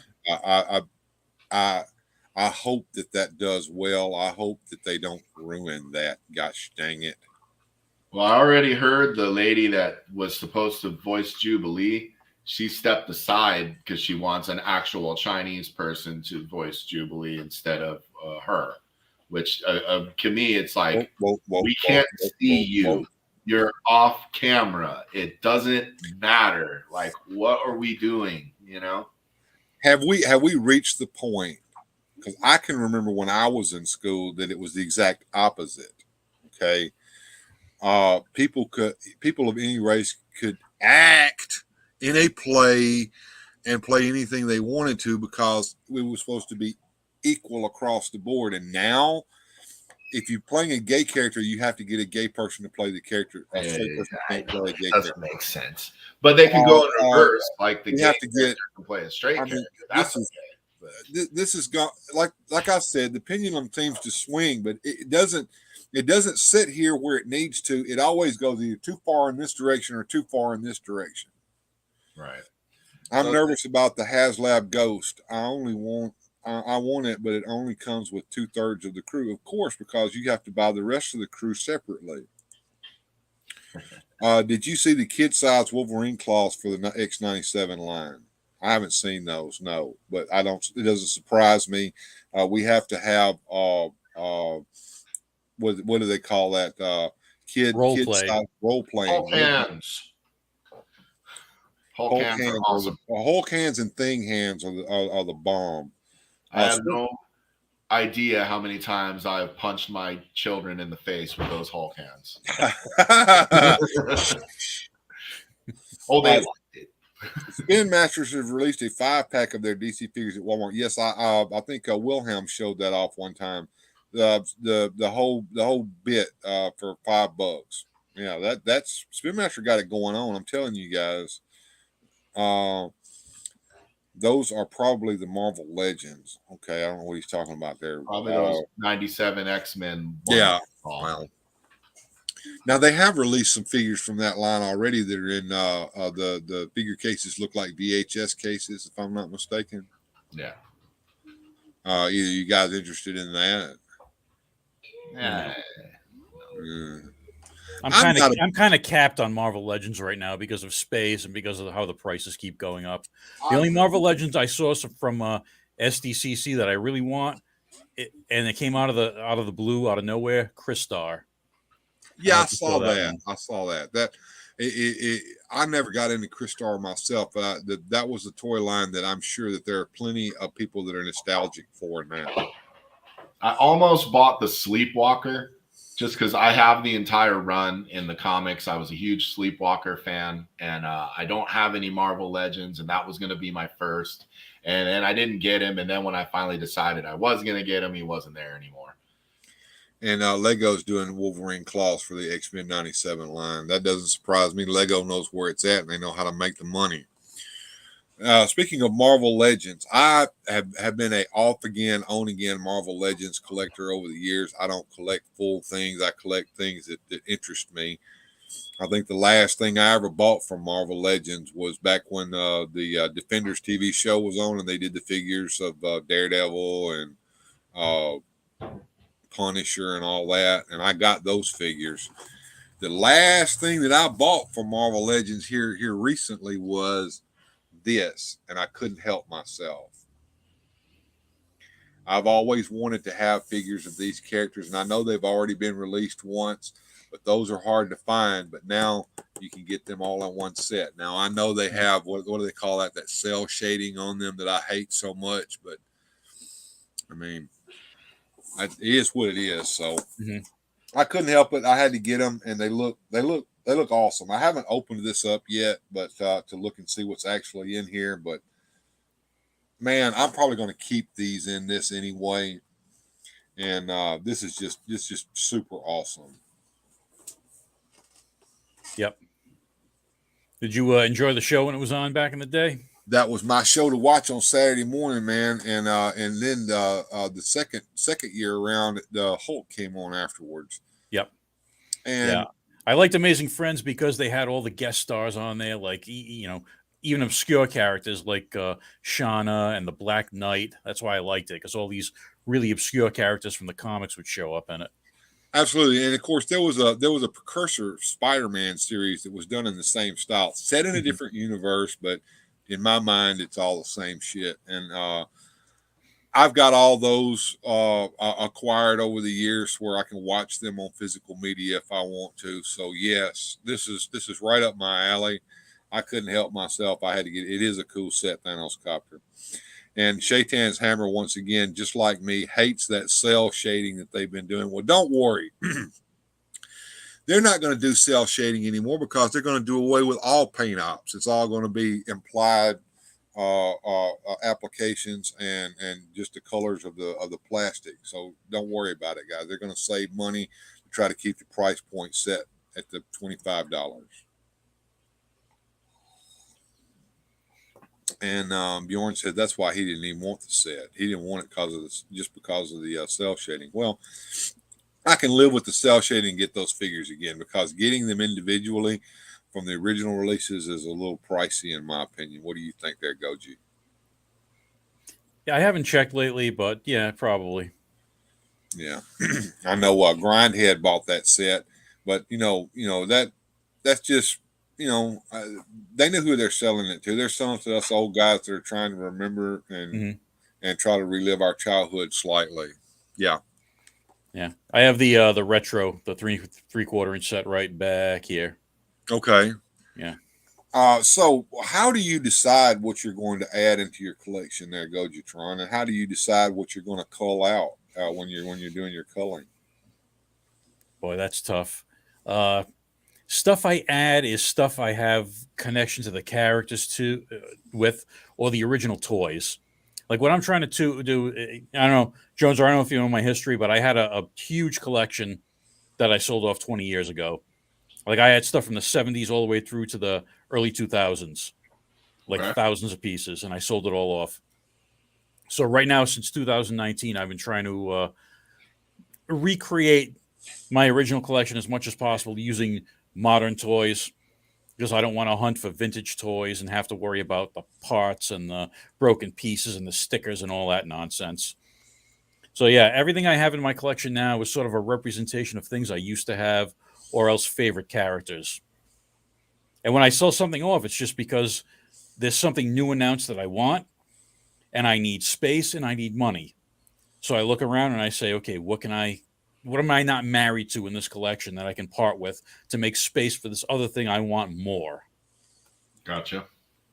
Well, I can respect your restraint, because like for me, I'm just like, I'm running out of room. No, it's not. I'm running out of room. I need more shelves. Like, I don't have a problem. I'm not buying too many toys. Like, I'm kidding myself. I wish I had a video of that short that you pulled out of your ass. Where I don't have a problem. Oh, I loved that. Did you see that? Have you seen that short that he did, Gojitron? No. I don't have a problem. How did it go? Sing it. I was just singing a little song as I'm showing my collection. I don't have a problem. I don't have a problem. And then as I'm going and the collection's getting out of control, you can hear the desperation in the voice. I don't have a problem. I don't have a problem. I'm just trying to convince myself that I have a problem. Yeah, I'm looking at this fucking mess behind me. I don't have a problem either. Right. Yeah. A lot of people commented, I don't have the same problem you don't have. See, I hate keeping stuff in boxes and in storage. I want to display everything. So that's another thing. I don't want to take something and put it in a box and put it in the basement and not be able to enjoy it. Right. Yeah, I mean, I bought this here recently with the so the Skeletor in there has got the opening and closing jaw on it, which is great. But the paint, the application of the hood and the armor means that you can't replace that head on another Skeletor figure. Well, don't worry. They'll re-release it in the color you want so you can buy it again. I'm sure they'll do that. You know, I wouldn't take that bet in a million years because you'd win every time, Jones. We know how they operate, don't we? So you're both big Motu fans. Are you going to be into that cartoon line that they just revealed? I'm not, but Joneser might be. The Revolution toys for the No, Masters? the origin style that they're doing after the Filmation cartoon. You know, I think I'm played out on repaints, to be honest with you. These aren't repaints. Yeah, they're new Although tooling. I see that. And they got some cool accessories. And I'm going to say no for the moment, but, you know, who knows? I might see something to go, you know what, I need that Beastman Dragon Egg collector or whatever that's in there. Or I've seen a couple little pieces that, you know, got my antennas up. But, God, you know, trying to collect Origins and Masterverse simultaneously is, you know, that's a lot, you know, and I'm not buying every Origins figure. I'm not buying every Masterverse figure. I'm buying the ones that I care about or that mean something to me, but that's most of them, if I'm being honest, you know, I mean, that, and then there's a lot of repaints, a lot of, here's Man-at-Arms with a gun arm, you know, oh, here he comes again in New Eternia style with an unmustachioed face. It's like, oh, I'll probably get that. You know, here comes a Trap Jaw that looks way better than the Masterverse Trap Jaw you already bought. Here comes a Triclops that looks way better than the Masterverse Triclops you already bought. I'll probably buy those. Mm-hmm.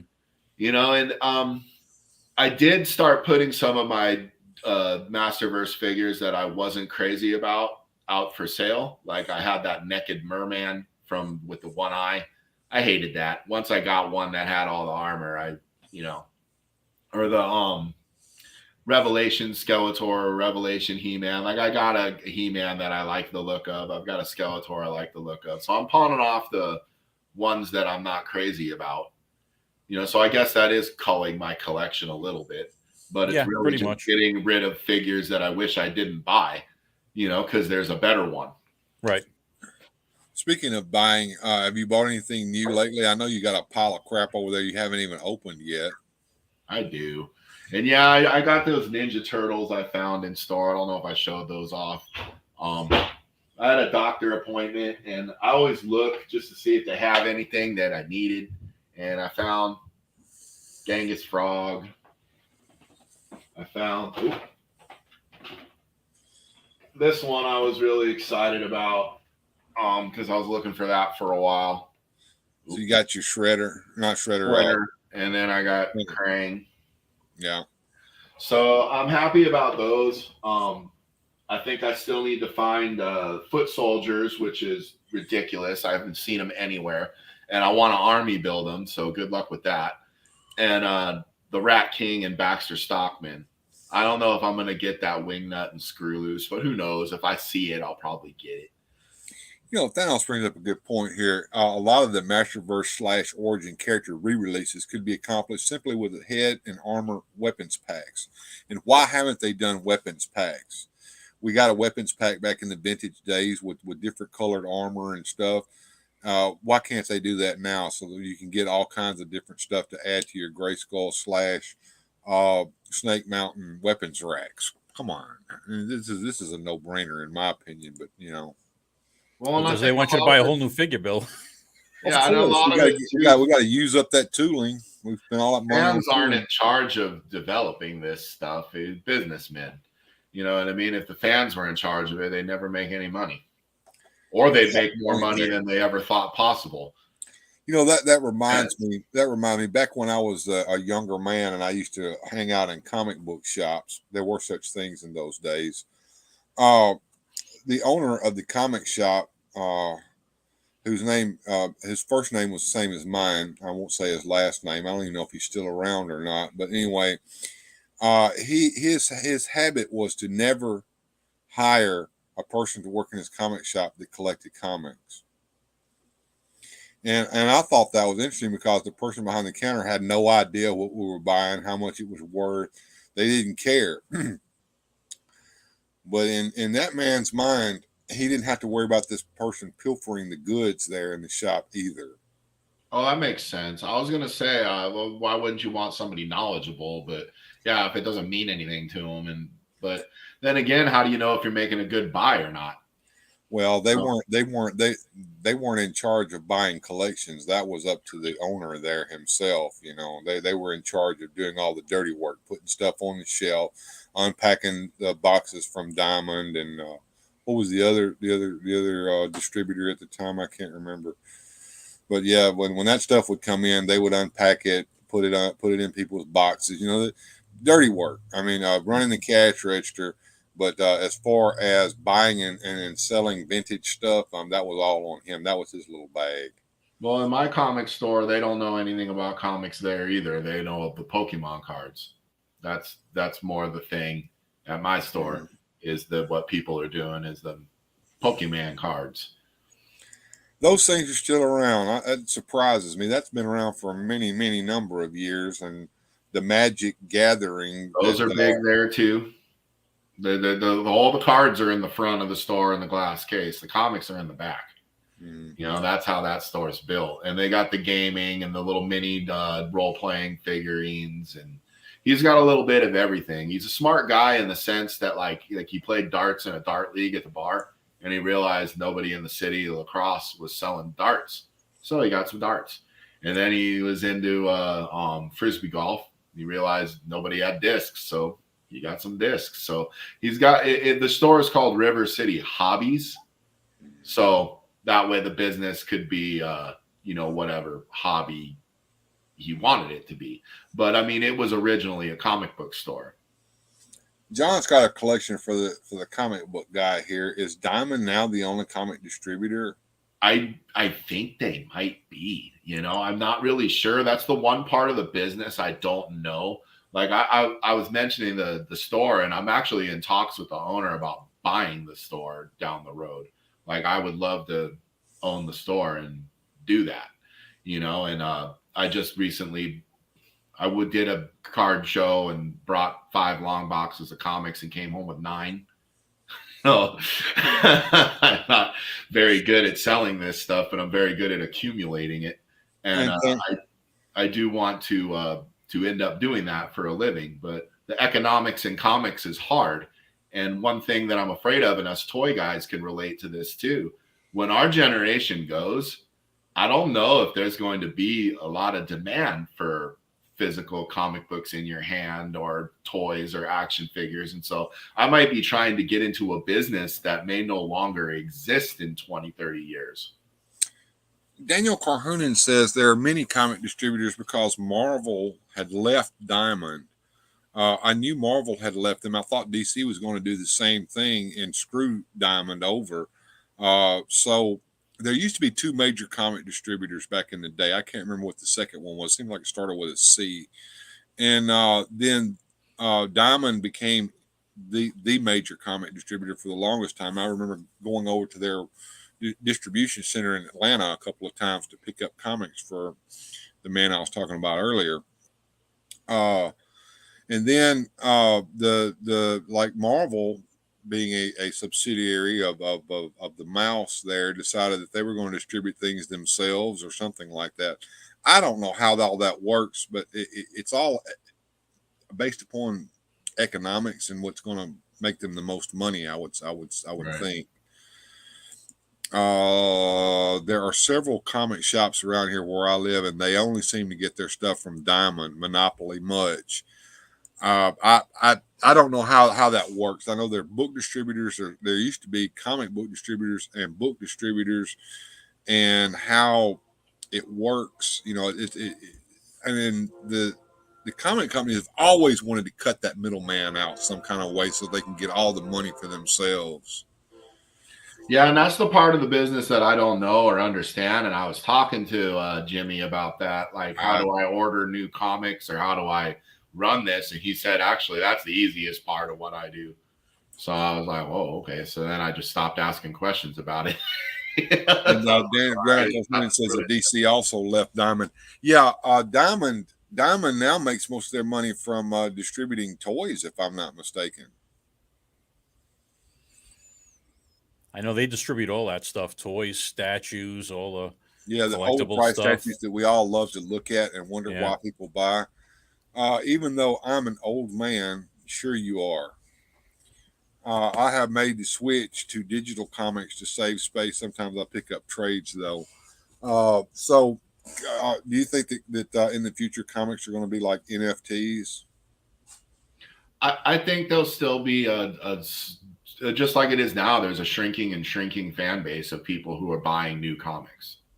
And the people that still collect the old ones have to remember reading them when they're a kid to care about them. Or there's always going to be the ones that are valuable, like the first appearance of Spider-Man, the Hulk 181, first Wolverine. There's always going to be those that are going to go for big money. But I'm talking like the collected runs and things like that were like the non-key issues. Like, I don't know if anybody's going to care about it. You can even look at, I've got some really cool Golden Age comic books from like, Turok the Dinosaur Hunter, or Roy Rogers and Trigger. Nobody cares about it except for people who remembered it. Nobody's going to come up and pay me $50 for my Dick Tracy comic, because who the hell is Dick Tracy?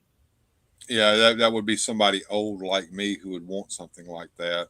Right. John says, weren't Marvel and DC their own distributors before Diamond? Well, if I'm not mistaken, didn't Marvel try to distribute themselves, and that's one of the reasons that led to the '90s collapse, was Marvel started screwing around with the distribution.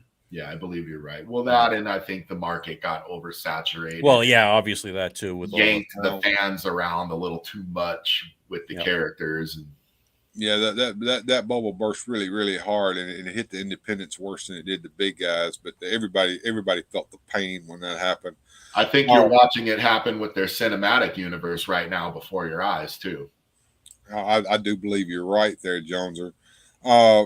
As far as comic distributions, let me talk out of my ass here for a minute. I'm thinking that back in the day, and when I mean day, I mean back in the day, magazine distributors distributed comic books. There was no direct market. So as far as the newsstand went, they were coming. Bill's ass has the floor. Thank you, Thanos. The magazine and newspaper distributors were the ones that were distributing that stuff for them, and the direct market came about in the 70s, if I'm not mistaken, and that's where you had the big comic book distributors coming into play at that point, which lasted up until what Joneser was talking about, and also Goji in the mid 90s. There was a huge collapse there in the market because of various things, like multiple issues of the same comic book with different covers on them. Let's put out a new #1 issue every month for something that we already have, and put out variant covers of it. Let's do the Death of Superman in a poly bag that you have to buy 2 of because you want to open one and keep one in its poly bag. Blah blah blah, and people finally got sick of that shit, and it really bursted hard. So yeah, that's and now we're at the point to where Marvel is releasing comic books that nobody wants to buy. Of characters that nobody wants to buy because they've taken our beloved characters and destroyed them and thrown them away, replaced them with cardboard cutouts of characters that aren't our beloved characters. And they have the X-Men now live on an island together along with the villains, and they all have little parties and dances and proms and bullshit. So no, and not only that, like, I mean, they did this in the 90s, and they're really kind of doing it again now. Is they're doing these character assassinations of these beloved characters that you're talking about, where like, you know, I remember in the 90s, it was almost like Bing Bang Boom. I can't remember if I've got the chronological order of these events, but in my kid mind, it was like, okay, Superman dies, Batman's broken, Spider-Man's a clone, Punisher joins the mob. You know, like, I mean, like this is one thing after another. I mean, to the point where you're like, okay, Captain America's a flag burner, Daredevil can see, Ghost Rider turned Christian, like, you know, like it just went crazy. You know, Morbius is sworn off blood. Like, I mean, of course, I'm joking with some of this, but you know, now you're seeing it where they've killed off Frank Castle and the Marvel latest comic where they changed his symbol and they've got him using knives instead of guns now, and or a sword or whatever. Now he's dead. Now they got a SHIELD agent that's going to be the Punisher, and it's what are you doing? Yeah, I think the comic book market is going to have a big shakeup. Right now, we're seeing people getting fired left and right. We're seeing things shrinking drastically, jobs being consolidated, and hopefully that the people that are getting fired have blue hair and nose rings and stuff like that, and all this metal in their face. We can get rid of those people and get some people in there that know what they're doing, and make some entertainment. Damn it, is what we want. Well, here's the thing. Like, I don't know about you guys, but when I pick up a movie or a comic book, I'm trying to escape reality and go into. I want to watch the Fantastic Four do Fantastic Four things. I want to see, you know, their adventures in space and fighting Doctor Doom, and, you know, the Thing yell it's clobbering time, and Human Torch say flame on, and Reed Richards talk about something I don't understand, and, you know, this is what I'm here for. And one of these later comic I'm reading in the Fantastic Four, which I still read their current product to this day, and for the most part I like it. But then they had an issue where like they all had stomach trouble and they're running to the bathroom at the same time. It's this comic relief moment, and Reed stretches his arm and it gets all the way to the all gender inclusive bathroom where he opens the door and they all run in, and it's like, okay, I get it. Comic books have always been political. They've always tried to push social issues and things like that. But I mean, like, did we really need that? Did that have to be in there? Like, these are these artists and these writers trying to interject their political views, whether you agree with them or not, into these stories and force them down your throats, whether you with it or not with it. I don't know. You risk turning off a certain portion of the fan base. Right. They want to get their message out there, and they don't have the means to do it themselves. So they'll piggyback on popular characters and hijack them to deliver that message. But then the characters aren't those characters anymore. Right. And you'll lose the reader that cares about them. Right. It's counterproductive from start to finish. Well, and if the point is to sell comic books or sell movies or get television ratings or to get people to watch, why would you alienate? I don't know if that's the point anymore. If you see what Disney's doing, I don't think that's the point anymore. I think you're right. Or Netflix even. They're like purposely losing money on some of this stuff. Well, Netflix is going to ramp back very, very much so. They've already got a nice little catalog of stuff that they can rest on here for a little while until this writer and actor strike is over with.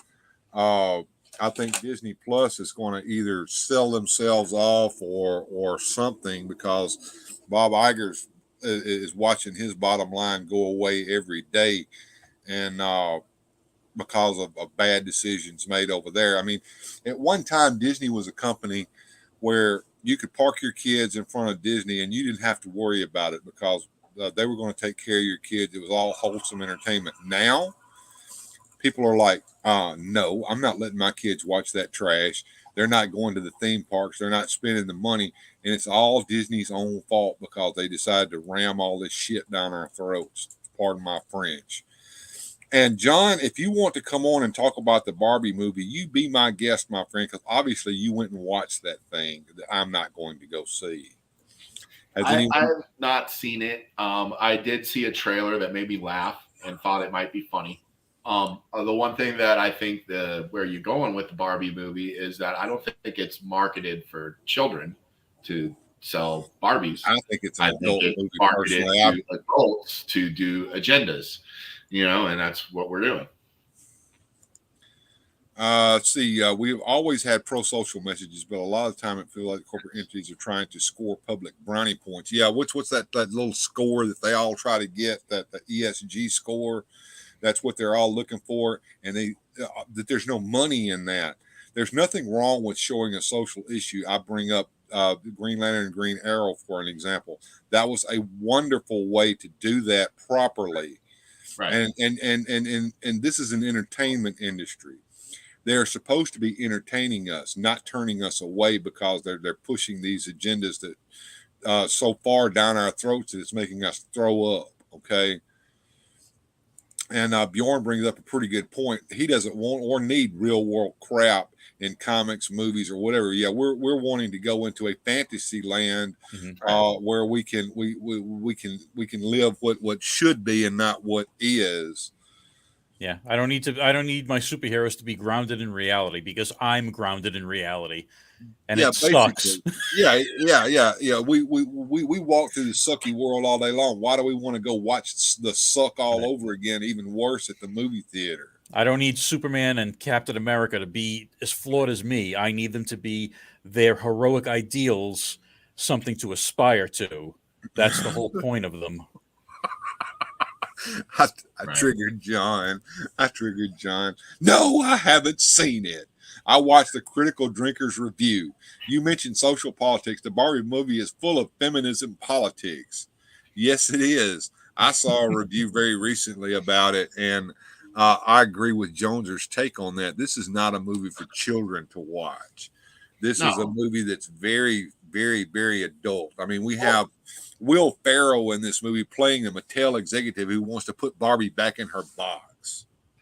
Well, here's the thing. Like, why are they trying to hurt their own brand? Like, I don't understand. Figured that out yet. Like, are they just so confident these are going to sell no matter what? Well, they think that the Twitterverse is actually going to buy that shit that they're producing. Nope. That's not your target audience, people. Nope. As a matter of fact, that is a fantasy land over there, full of people who are mentally ill. Okay, and they don't buy comic books, and they don't watch movies. They don't care shit about a superhero, but they'll be more than happy to come and run their mouth about stuff that you create, and nobody listens to them except the people that are in their echo chamber. Well, and I think Bud Light learned that lesson real quick. It's like, wait a minute. Didn't they though? Our largest consumer is a bunch of rednecks from the South. Like, of course it is. Who knew?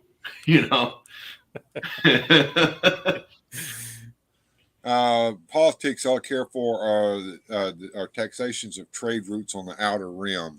Okay, that's a Star Wars reference there, I believe. Gilster says he wants to escape reality. The Melvor came to join us. Good to see you, sir. Whenever I get towards the second hour, my viewer count always goes up. No, it's not live, Blue Sasquatch. You missed out again. Sorry. Will Ferrell glued Lego as well. Okay. Twitter is not real life. No, it is not. And we all know how that turned out, Bjorn Jorgensen. And thank goodness, says Gilster there. Yeah, what a long time ago there was a place called Tumblr, if I'm not mistaken, and all the weirdos and clown world people hung out on that. And then for some reason they all migrated over to Twitter, right? And then that became a hellhole. And then Elon Musk came with his billionaire ass and he bought it out. But as much as people want to escape from it and go to Threads or whatever the newest thing is, they all seem to come running back to Twitter. Why? What is the deal with I never understood what Twitter was about anyway. I'm on it. I rarely post on it. I like most of my social media platforms, it's just to herd you to my YouTube channel.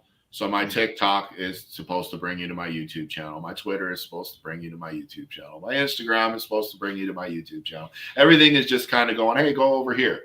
And that's kind of how I did it. But like, I rarely post anything on Twitter and I rarely check it, but I'm on there. I've never used it. I'm sorry, folks. I am not a social butterfly when it comes to these stupid social media platforms. Everybody knows how I feel about TikTok, and it's some kind of a Chinese psyop. If you install that thing on your phone, it screws everything up on it. I told my wife not to ever put that thing on her damn phone ever. It's not on mine. I don't have it. I've never looked at it. The closest I've ever came to it is when JT watches it and makes fun of it over there on Odin's Men. I've got it. I enjoy the app. I laugh at some of the stuff on there and I post on it. You know, I mean, that's why though is it pushing the stupidest, most ignorant? I think the Tide Pod challenge started out on TikTok. Oh, it might have. There's a lot of stupid on there. The one thing though, and I don't know if it's a Chinese spy bot, but it's definitely as much of a spy bot as Facebook or anything else. Whereas if it reacts to what you react to. So say you watch a lot of videos of a certain nature and then you scroll through your TikTok, you're going to see a lot of videos of that nature. Like if you picked up my phone and scrolled through my TikTok, you're going to see a lot of action figures, a lot of comic books, a lot of stuff like that I like, you know. But I'm sure if you picked up, you know, Mervert the Pervert's TikTok, you're going to see a bunch of booty girls and girls with their stuff hanging out. And if you pick up, you know, political blue hair person, you're going to see a lot of, you know, that kind of stuff. You know, and then if you get a redneck, you know, NRA guy, you're going to see a lot of that stuff, you know, like it kind of reacts to what you react to. The algorithm knows all. Right. And Facebook does the same thing, you know, you'll see it in your feed. You were talking about it with your wife 10 minutes ago. You turn on your Facebook, next thing you know, there it is.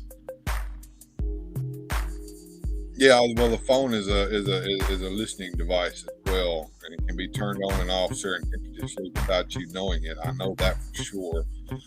And Bjorn says 1/8 team starts in about 25 minutes.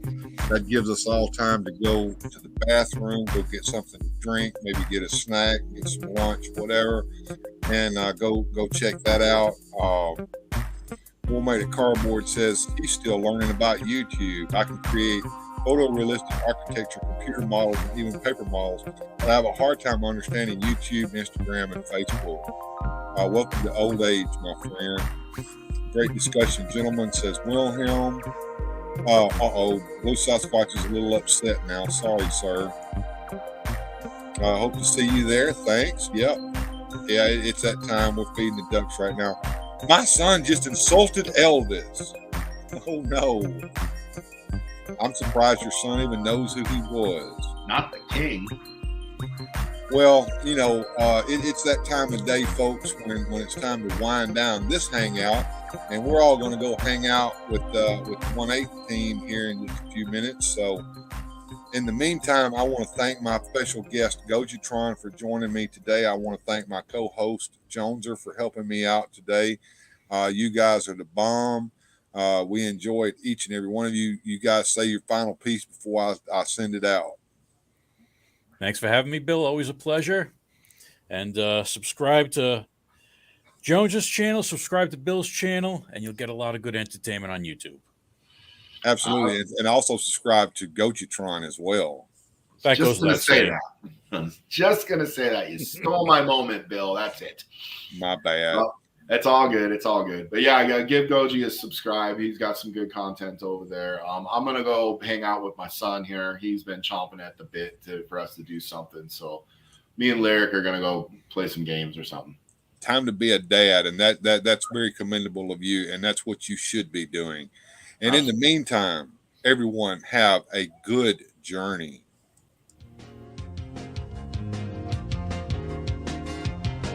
Special thanks to the channel supporters. Without your help, these adventures would not be possible. Thanks for watching. If you enjoyed today's adventure, please hit like, subscribe, and share the video.